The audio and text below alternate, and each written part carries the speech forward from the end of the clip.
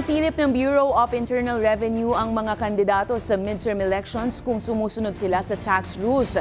Ngayong todo na naman ang paggastos sa pangangampanya. Maaaring makasuhan ng paglabag sa tax at election rules ang mga lalabag na kandidato. May balitang A to Z si Ace Cruz.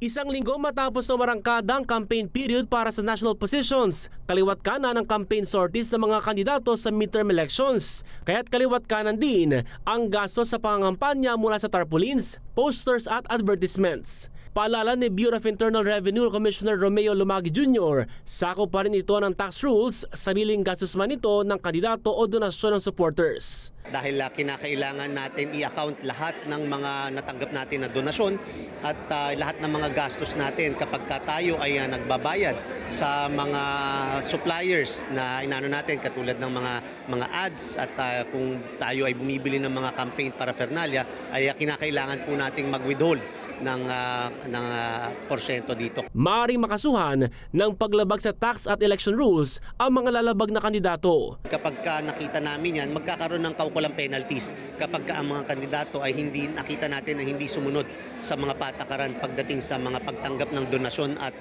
pagbabayad sa mga suppliers. Makikipag-ugnayan na rin ang BIR sa Commission on Elections para matiyak na sumusunod sa patakaran ng mga kumakandidato. Hindi lang mga kandidato sa eleksyon ang binabantayan ng BIR kung hindi social media influencers din gaya ng vloggers, partikular yung mga kumikita sa kanilang online post. Nakukuha natin ang impormasyon kung magkano ang kinikita nila dito.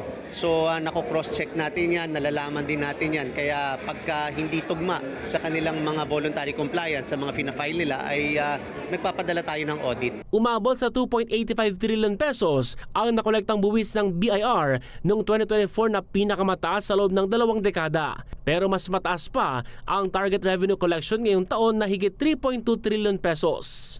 Para sa Balitang A to Z, Ace Cruz.